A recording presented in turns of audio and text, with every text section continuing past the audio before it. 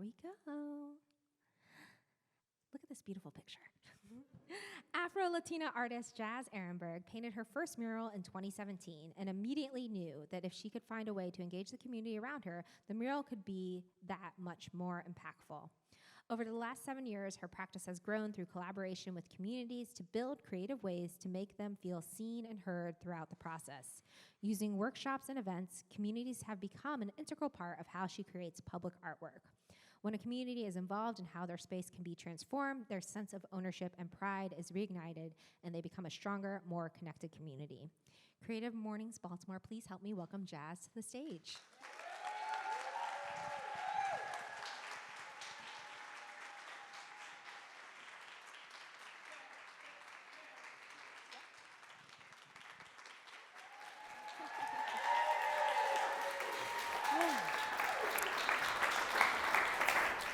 Hey y'all, how's it going? All right.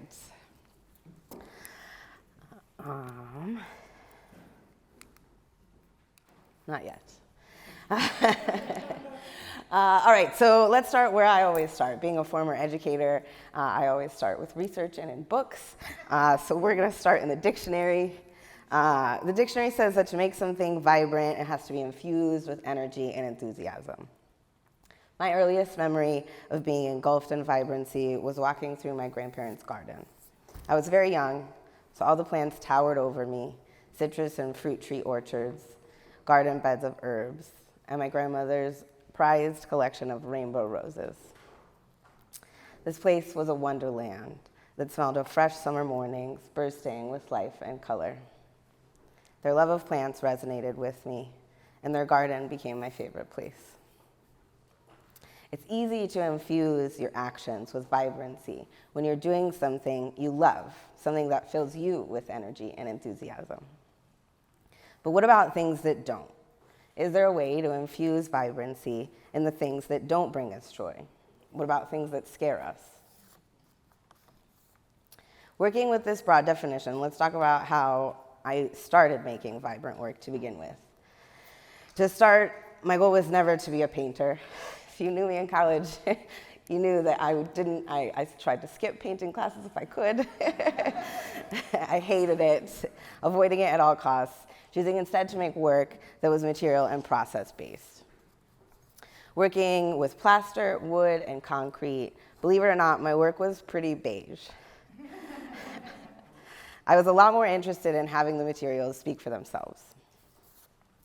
Eventually, I realized I wasn't connecting to the work I was making anymore. It wasn't nourishing me like it used to, but I didn't know where to go from there. I was working in my comfort zone, and I was definitely afraid of adding color. But something about it was calling me, and my fear of using it is actually what taught me that it could be so powerful.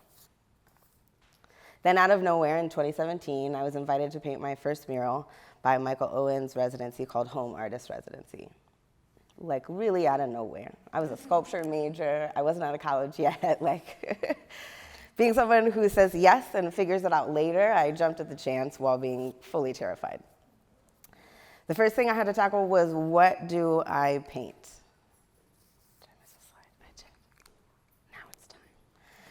The first thing I had to figure out was, what do I even paint, right? Not as my brain didn't work in painting yet. I was a sculptor, and so I just had to figure out, okay, what do I even paint? I didn't live in this neighborhood. I hadn't lived on the East Side for very long, and I had no experience actually working in public. I just kind of figured out that that's what I wanted to do. So when I was given the opportunity to paint almost basically anything, it just didn't sit with me right. I recognized the power I was being given, the opportunity to affect people who would see it every day. And I didn't feel comfortable wielding that power alone. So I decided to share it with the community, with the people that would be seeing it every day. This mural features quotes about the idea of home. I walked around the neighborhood and asked people to engage in conversation with me, all asking them the same question: what does home mean to you? I interviewed people experiencing homelessness, doctors, students, and new immigrants, collecting their quotes and photographing their portraits. In comparison to my more recent work, I can really tell how scared I was. You can see some of my murals are in the space. And in comparison, I was a baby muralist, it's allowed. I really shied away from painting anything figurative, choosing to use wheat pasted photographs instead. And the color choices, not the best. However, I did find a way to approach this mural without that fear and infuse it with vibrancy, and that was by focusing on the community itself.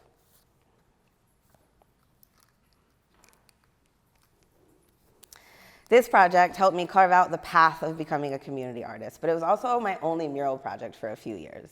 Anyone who's had the pleasure of painting a mural will tell you that being able to just choose a wall and paint whatever you want is not how it goes down in real life. So I had to figure out all those little in-between steps for myself. And until I did, I turned back to teaching. I taught middle school art at an all-girls school for 5 years.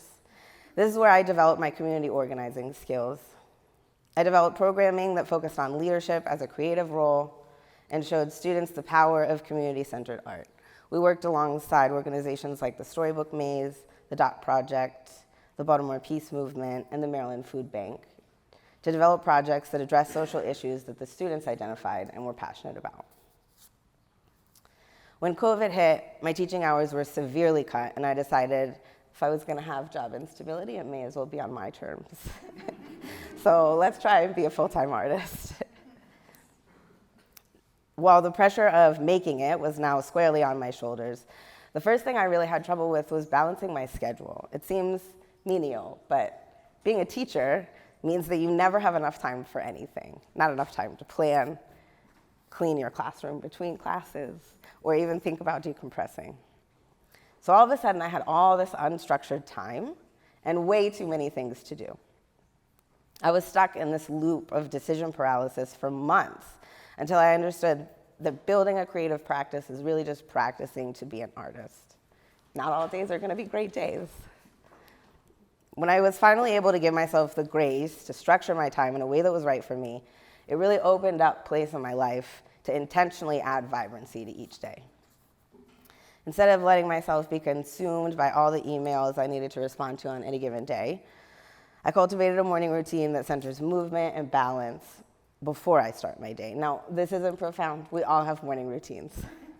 It's the notion of choosing to build one that serves you and looking at it as an opportunity to infuse vibrancy.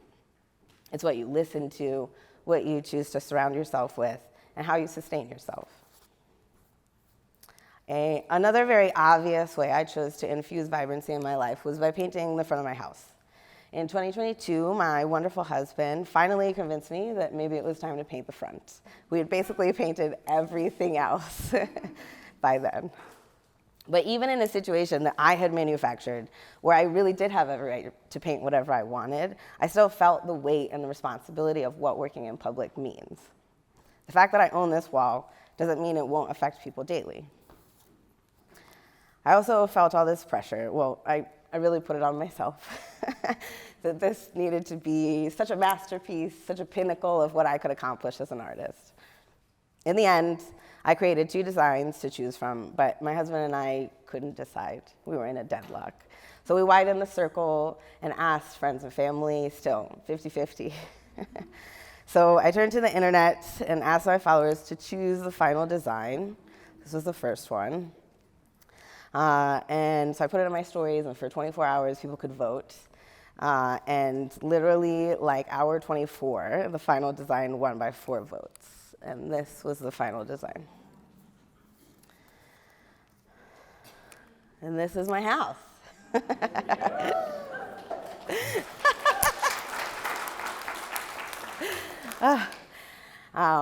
So being a muralist, I work in lots of different neighborhoods, lots of different places. So I didn't really put much thought into what it would be like to live with one of my murals, right? I walk into this and walk out of this every day.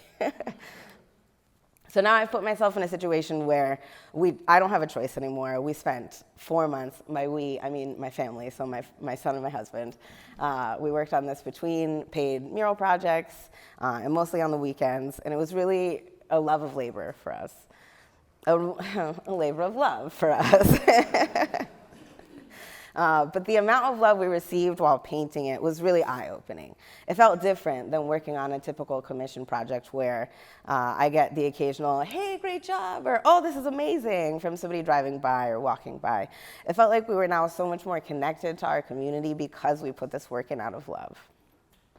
Yes, it's a vibrant mural as far as talking about artistic choices, but there's a certain glow and vibrancy that shows up in a labor of love.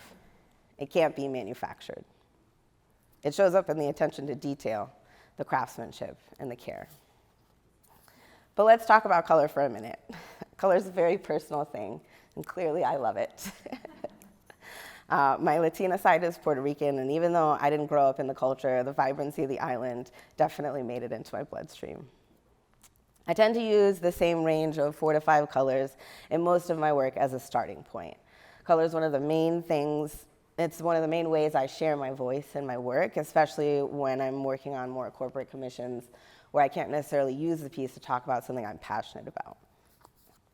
Color is the first thing I talk to clients about, and it's the first real design decision I make. My love of color theory has very much shaped my public art practice, but it's not magic, it's just a little bit of science. I work with a color wheel and, working in pairs, choose colors from opposite sides until I have a full palette. I typically use between 8 and 25 colors per project. The key is choosing colors based on their relationship to one another and understanding how the human eye works. That's the tricky part. Okay, so you ready for your color theory lesson? Visible light, and therefore color, is a very small sliver of the electromagnetic spectrum. This spectrum is made up of gamma rays, X-rays, ultraviolet, infrared, and radio waves. Now, within the visible color spectrum, different things are different colors because they're absorbing some wavelengths and reflecting others. Purples and blues are on the shorter end of the spectrum, so their wavelength is shorter. Reds and oranges are on the higher end. This means that things in the world are actually precisely not the color we perceive them to be. So, for example, my pants are not actually magenta. They're absorbing all the other wavelengths and reflecting magenta back at your eyes, which your brain is processing as magenta pants. The things in your eyes that let you see light and color are called rods and cones. We have about 120 million rods in each eye. They help us differentiate between light and dark. That's a lot. They're very sensitive. Cones help us differentiate between colors, but we only have about 6 million in each eye, which is why the visible light spectrum is so narrow. There are 2 ways of mixing color: mixing light and mixing paint. When multiple colors of light are mixed together, they make white, leading to the notion that white holds all color and black is the absence of color. This is called additive color mixing. The opposite is true when you mix paint. When mixing paint colors, the more colors you add to the mix, the murkier and darker the mixture becomes. This is because the more colors you add, the less wavelengths are being reflected back at you. This is called subtractive color mixing. I hope you took notes. There will be a quiz at the end. Okay, so now how does this inform my work? First, I don't further color mix any of my custom mixed paint colors. So this helps me preserve their integrity and vibrancy. Also, I choose highly contrasting colors because the human brain has trouble processing both sides of the spectrum at the same time. This leads to a slight vibration of the eyes as your eyes jump back and forth from each color. And this leads eventually to you perceiving a subtle glow. So here's an example in one of my pieces. It's called Braiding Seeds. I painted it in 2020 for Our Time Kitchen. Most people thought I had this building painted white before I started the mural, but I actually chose a very, very pale blue so that the pink, yellow, and orange leaves on the perimeter would do that little trick. If you'd like to learn more about color theory, I really recommend the book, The Secret Lives of Color. It's like very, very well written. And they also, I'm sorry, I'm gonna talk about this book for a second. They also give you like the history of pigments and stuff. It's very interesting. The Secret Lives of Color, that's what it's called.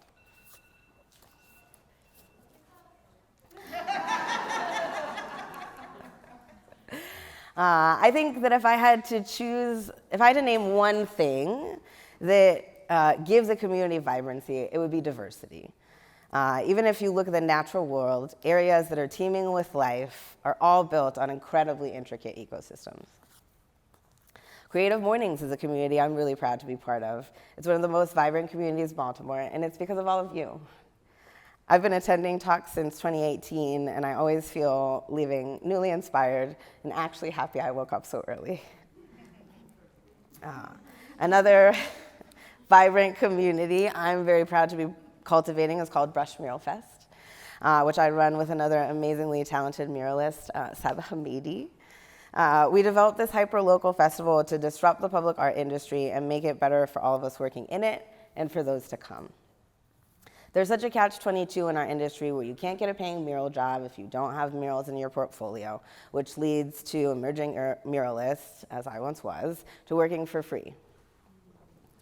We developed a substantial mentorship program where we pair professional muralists with emerging muralists to bridge that gap of experience and put the notion of community over competition into practice.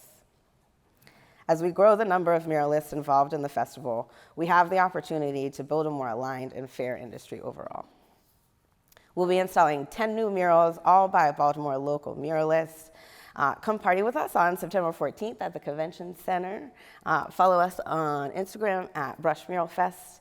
We've also just extended our application deadline to June 9th. So if you would like to come paint with us, you still have time to apply. And I have one last shout out. Baltimore Bike Party is how I learned the city when I first moved here. And I'm very excited. I designed the t-shirts for their ride. Their ride is tonight, so I hope to see you there.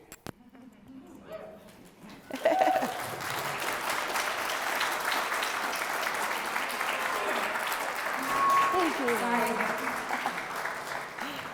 I'm coming around this way. I was trying to make that feedback not happen, but here we are. Oh, awkward, sorry. Thanks, Jaz.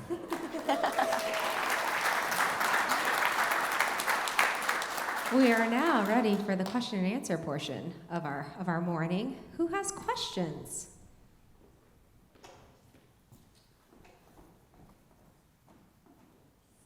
So great to meet you, and so great to be here, so thank you for all of that. And I will say that home mural that you showed, I took a picture of that mural many years ago when I was like trying to decide if Baltimore was home for me or not. So just like, even if that was your first or whatever, I loved it, and I'm sure I still have the picture on my phone, so thank you. And my question is, I just bought a house and I want to paint a mural in my house. Okay. I'm like, no paint training or anything. Any recommendations as I'm like navigating this? Yeah, so I think are you looking at like, okay, are you looking at like doing shade, like a little bit of like just vibe check in a corner, or are we looking at like a whole wall? One wall that I have right now, I painted with lime wash, like this like green, kind of like a little texture, and I want to paint like a gold metallic, just like shape, geometric. Oh, awesome. Yeah. So like practice on big sheets of paper on the floor with like very cheap materials, right? You want to probably work on like larger brush strokes and think about maybe like even painting with a broom, like be creative, right? You can paint with anything. And I think for more abstract work, it's like definitely hard to give you steps, but it's a lot more about how comfortable you feel with it. Your paint stroke is only going to be as confident as your hand. Yeah, and can you just like put any like gold metallic? Or do you like Yeah, like acrylic. Like if you just go to Michael's and get those like metallic, yeah, it'll work. Yeah.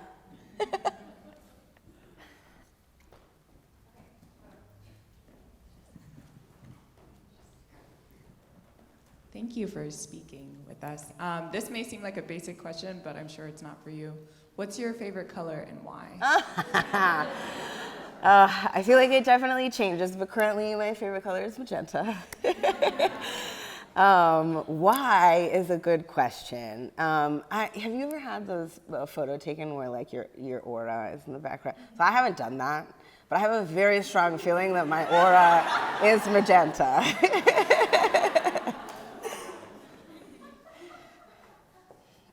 Well, now I have two questions. Is the reason you haven't done that because if your aura isn't magenta, you'll be devastated? I mean, a little bit. That's fair. I noticed, obviously, there was like a huge palette change between your very first mural and the work that you do now. What inspired you to take that leap? I don't know if it was something that inspired me. I just figured like, okay, this was the first way. Okay, so when you go to art school, they're like, oh, you're gonna be great. Just like take all these classes. Don't worry about being a, professional, like building a business about it. They're just like, here, paint some canvases. So, so when I was finally given the opportunity, like not even fully out of college yet, to be like, here, I'm gonna pay you to do your art. I was like, oh, damn, this is it, right? So I didn't want to be a painter, but in that moment, I was like, okay, I'm a painter now, I guess.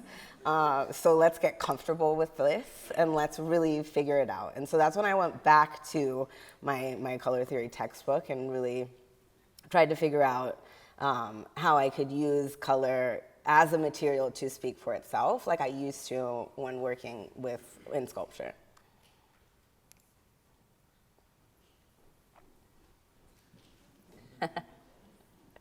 Hey, Jazz.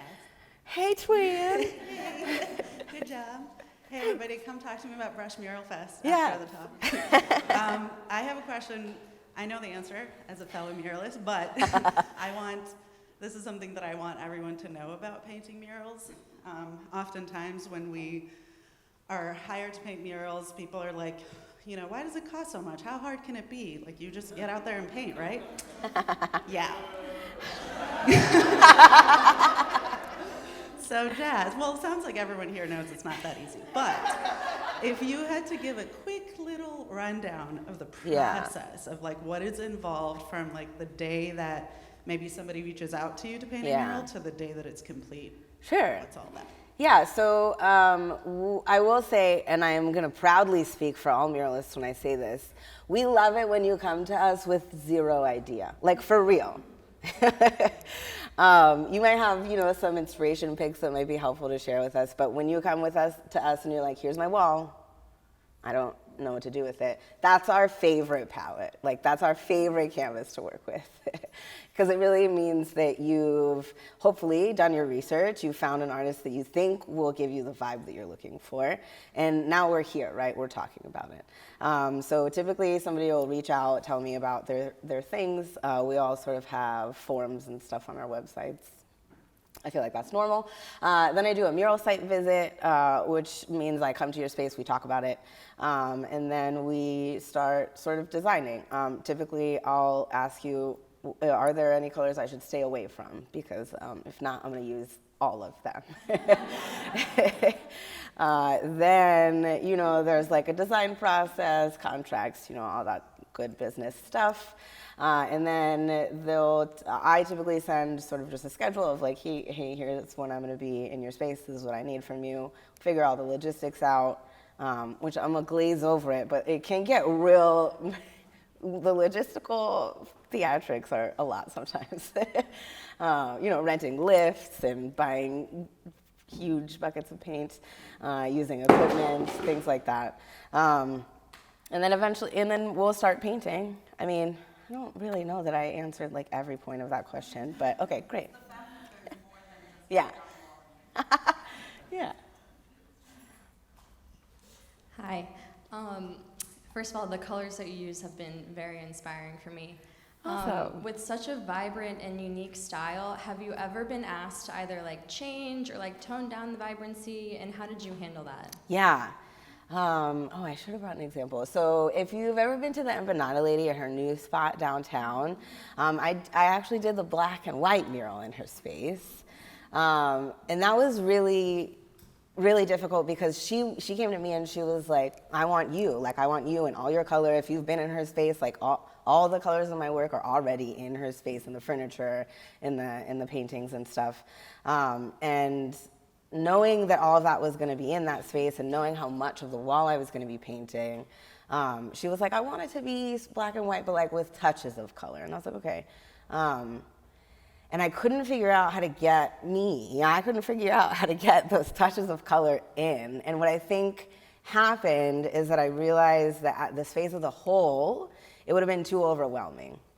But then I had to convince Elisa that we were not going to add color to this mural. And I also had to be like, oh, wow, am I really going to paint a black and white mural right now?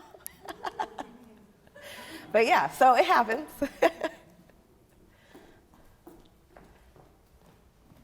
Hi, you mentioned briefly your morning routine, and that is very inspirational for me awesome. as a person with 2 kids who doesn't like getting up in the morning. Yeah. Maybe some of you are in the room. What is your morning routine? Can you tell us about that? Yeah, I'm gonna pretend like I do it every day, but we all know that I don't. It always depends on what's actually happening that day. If I have time, if you want to get on my schedule, you probably won't get on my schedule till like 10:30. That means I actually did it all. So I'll wake up, sort of deal with feeding the dog, normal adulting things. But the pieces that I cultivated, I think, are I do like 1 10-minute morning stretch, which it's not a big deal. I feel like a lot of people do this. But I'm in my 30s. My 20-year-old body did not need to stretch every day. My 30-year-old body does. So that's been really important. I like to not think. So I do this one video on YouTube every day. And it's really chill, and I don't have to think about it, and my whole body is stretched. Then there's a meditation portion, and then I'll do like a workout. I feel like this is so silly. Like weights or and then I'll go and start answering emails and stuff. Because I'll wake up in the morning, and I don't know if your brain is like this, but my brain is like, and you have to, and here we go. This is what we have to do today, right? And so to sort of put that aside and be like, okay, I'm going to take care of my body first. It's just something I needed to do, yeah. So before I ask a question, I want to put a plug in for another local artist, Do Liz it. Miller, who runs Yes. mural art tours. So if you are interested in another way to get to know Baltimore or just see it from a different lens, mural art tours, different neighborhoods in Baltimore. She's not a muralist, but she has researched a lot of murals in different neighborhoods, including several of Jaz's. And so you can do like a 2-hour walking tour for like $25, or if she gets a grant, she runs them for free sometimes. So look up mural art tours. She's awesome. And I've seen a lot of the city's murals on her tours. So I kind of have 2 questions, and you can decide which one you find more interesting. Having seen a lot of the murals in the city, I'm aware that, there are many from Baltimore artists, but there are also many from people outside through like the Open Walls Baltimore, like international muralists. Yeah. And there are some that try to, connect to the community, and there are some where it's like, I wanted to paint this thing and it has nothing to do with whatever. Yeah. And since you started out talking about the connection to community, I'm curious about that too, about how you're thinking about engaging community. And I'm also just sort of curious if you have other muralists or other artists that you find particularly inspiring or connected to. Yeah, we could do a whole new talk about community engagement. The main way that I do community engagement is by incorporating community paint days. Now, it obviously depends on who the client is. If I'm working with a school, with a community association, obviously this doesn't happen for corporate commissions. But a community paint day is one of my absolute favorite things. It's basically you come paint with me. So I'll set up the mural that I'm painting on. Typically, I'll give you I try and not have it be priming, because priming isn't very fun. But if I can get people to add some color, it really helps people feel connected to what's happening, right? Like, I'm sure it's happened to you. You walk outside and you're like, oh, there's a new thing. Like, no matter what it is, it's like, oh, I wasn't consulted. I didn't know this was happening. And it might not be a bad thing, right? It might just be like, oh, surprise. But sometimes it's nice to be involved. And I find, especially since I typically work in neighborhoods that are not my own, that I really feel I need to open it up in that way. Some of my more community engaged projects included literally from the community choosing a color palette all the way to that community paint day. So there's the whole gambit. I really like doing community engagement. I think it helps revitalize neighborhoods, and it's not only like, oh, it looks better, but it's like really reinvigorating that pride and ownership over a space. So much of what happens in neighborhoods in Baltimore happens to neighborhoods in Baltimore, and I really try and make my practice be something that we do together, like we're gonna do this with the community.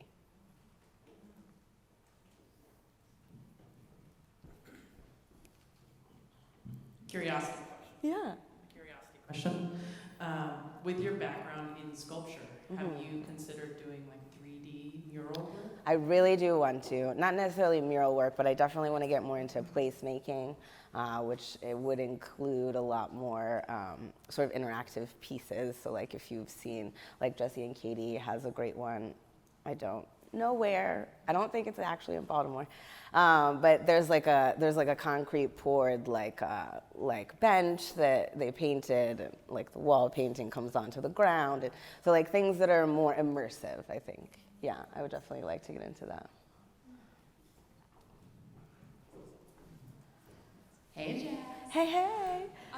Question, is there a certain subject matter that you're really drawn to and really excited to paint, and why? Oh. So yeah, there's a series called Ancestors' Hands, which this mural on this wall is part of. Also, Braiding Seeds is part of it. And the motif is these really large black hands. And these, I sort of use them, one, instead of painting people. I'm gonna be honest, I'm not great at painting people. There are muralists who are portrait muralists who are absolutely incredible in Baltimore City, and I don't need to tell you who they are. And I didn't feel the need to compete with them. So my way of sort of bringing in that human, like soul aspect into my work is by using these hands. And so what they hold for me, like conceptually, is like all of space and time, right? It helps me talk about like why Baltimore is the way it is today, right? It helps me talk about how we are always intrinsically connected to our communities and those that came before us. And then typically they're paired with plants, like you can see in both these examples.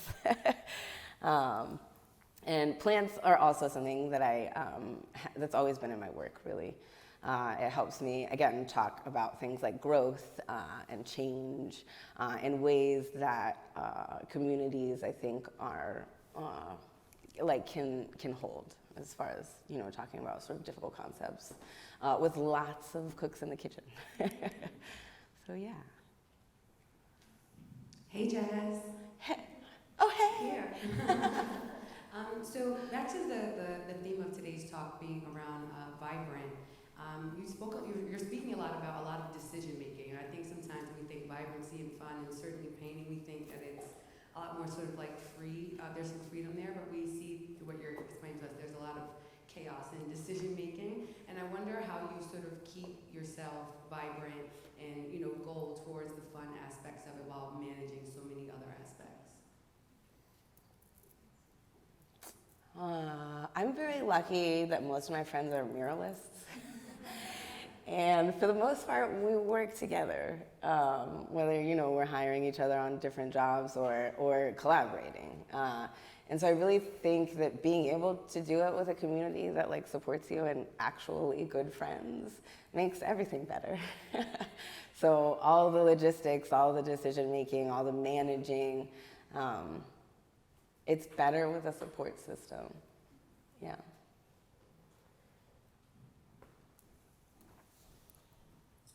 Hi, Jaz. Hi. Oh, hey. One of my muralist friends. So what I'm wondering about is obviously your murals all are very much about expressing a message. You also talked about how you sometimes will use color to do that. So I'm wondering if you can talk about how you choose the colors that you choose and how you use that to kind of speak. Well, like I said, color is really personal. There's also been a few studies about color psychology and it being totally debunked. So it being so personal just means that you get me. You get me and all my vibrancy and all my brightness. But how I choose colors is really, again, based off their relationship to one another. So like, I will definitely accept a project that won't let me use pink. It's allowed. But you'll definitely get like orange in its place because that blue needs a partner, right? So it's really about that balance of the palette. As far as like how we talk about like feelings through color, like there's, obvious things like red is like passion, but also maybe anger. But I mean, like that's how I talk to my students about it. But I think it's a lot more about how you put colors together with other colors. It's like a vibe, right? It's not just these 4 colors. All right, we're going to do our last question up front. Hi. Hi. I was wondering, what are your thoughts or feelings about your work being in public and being in space and people maybe sometimes collaborating with you? Also, have you considered like what does the care look like for these works that are around like 10 years from now, 5 years from now, like maybe when they don't look so vibrant? Is that something that is considered now or that you're thinking about or have plans for? I definitely try and use the best, products out there. A lot of the colors that I use, I actually have to make a sheet for me, which means that they'll put the color code that's supposed to only be interior in an exterior bucket. Took us a couple of years to figure that out. But it's made me not have to compromise any of those colors, but at the same time, there are colors that just fade faster, right? Pinks, reds, oranges being them. So I try and, like in my Braining Seeds mural, like most of it is greens and blues. So I try and sort of balance it so that like the colors that I know will fade the quickest are maybe not the star colors of the mural. There's also lots of different ways to maintain murals. I mean, there's lots of coats that you can put on them, but some of those coats actually mute the color, so it's like very much a back and forth of like, do we cover it, do we not? And yeah, I mean, so my first mural in 2017, it still looks like that. We did that blue wash on purpose, so like it's not faded. That's what it's supposed to look like, and it still looks like that. The only thing that happened with that one is that the wheat pasted photographs definitely had to come off. They looked like shit. They don't last as long.